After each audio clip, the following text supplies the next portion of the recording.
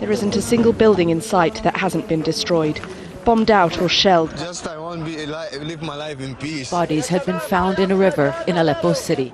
In Aleppo, the songs and smiles never last for long. A little girl singing for her family in her home when the war comes crashing in.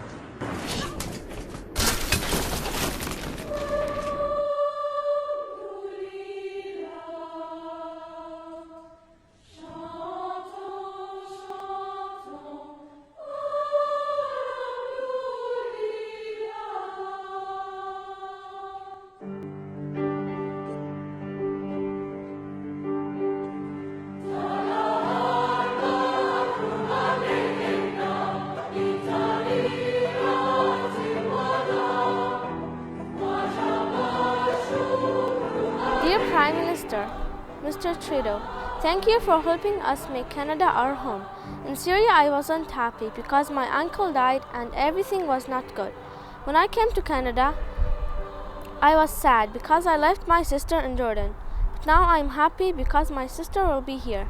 I like Canada because I have lots of friends and soon all my family will be living with me in Canada.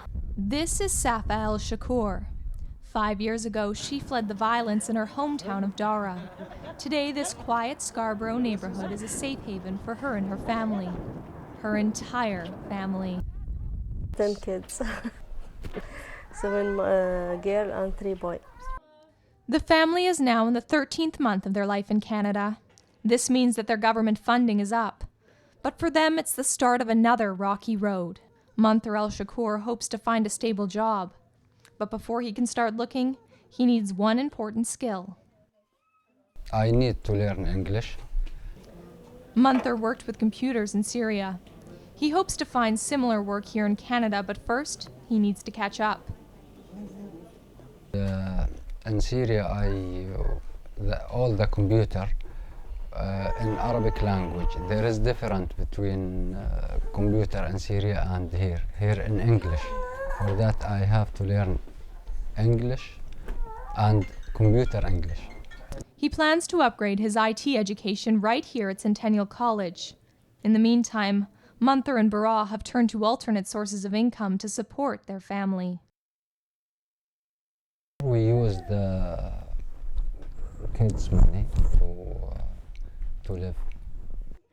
That's the Canada Child Tax Benefits. Munther is also on OSAP, and whatever money is left over from his tuition all goes to one place. To live? Yeah. I use all the OSAP's money. You know, I have a huge family. I have to use my money.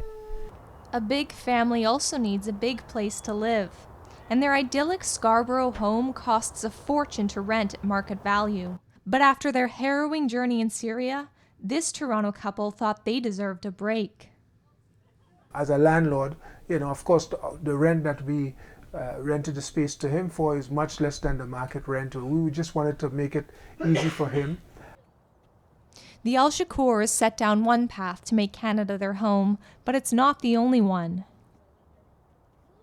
I apply for OSAP because I am study, but other family apply for Ontario Works. I think Wilver.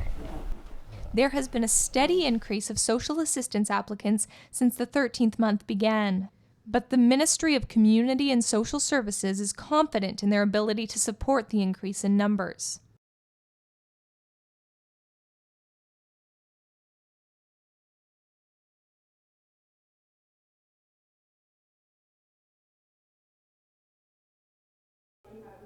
But important voices at the heart of Ontario's decision-making body say more needs to be done.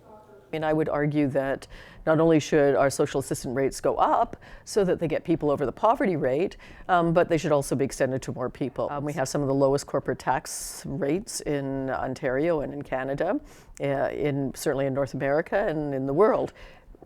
Can our big banks who are making billions of dollars pay a few cents more? to support social services generally and refugees in particular. You either put money in at the front end, support people, get them above the level of poverty, and give them some dignity, or else you put it in at another end, healthcare, emergency ward services, justice services. You're going to spend the money. But instead of doing it with ethicality, I would say, morality, and with dignity, you're going to do it the other end when you run into social problems. The hope is that refugees will only be on social assistance until they can successfully enter the workforce. In Canada, the numbers show that privately sponsored refugees are more successful with finding employment. 53% of privately sponsored Syrian refugees are currently employed, compared to only 10% of those publicly sponsored. That number gives Mohammed Abji and his family a bit of hope.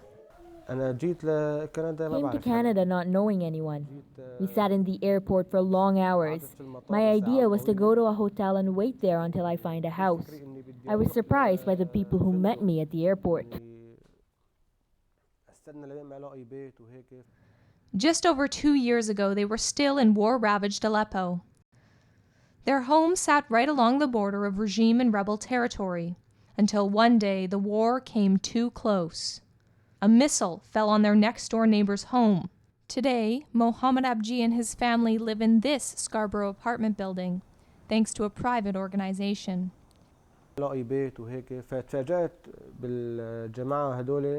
keep them. Manib and Omar, Sarah, Jamir, and Fadil, who never left me. They took me to this house and they went through a lot on my behalf to help me get this house. I didn't know English or anything.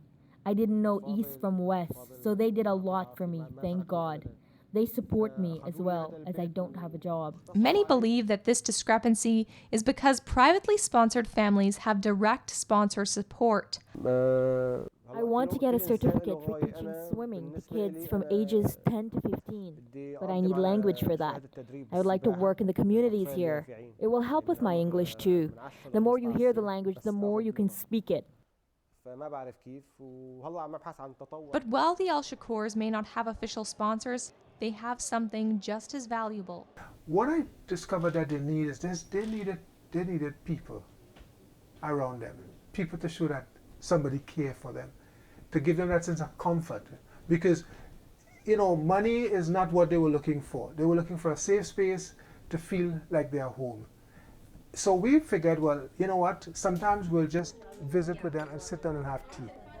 We don't need to bring clothes for them or food. They wanted to make tea. They wanted to give you something.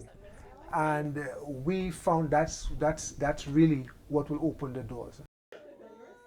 Many local communities have mobilized to support the newcomers, but the numbers show that publicly sponsored refugees are already more vulnerable to begin with. The Canadian government takes in some of the most disadvantaged. Zamir Alakazai, who sought refuge in Canada from Afghanistan's civil war, believes that policy saved his life. We lived in a basement for 2 months in complete darkness while there was a war going on around us in order to avoid missiles that had actually gone through our home. I'm 27 years old, and I am actually in the last few weeks of my law career at the University of Ottawa. But whatever their plans are, whether privately or government-sponsored, these refugees are happy to have found a home where they can dream again. Hi, my name is Ali. I am from Syria. I want to be a doctor. To help people. A doctor too. They've got that hope, they've got the charter, they've got the Canadian Constitution that tells them, we don't care where you're from, what color you are. All that matters is how hard you're willing to work, if you're willing to pull up your sleeves and get to work here in Canada, and if that's what you're willing to do, then we've got a place here for you. Nobody fights. People are nice. I have made lots of friends in Canada. I like to be a citizen here in Canada. Thank you, Prime Minister. Sincerely.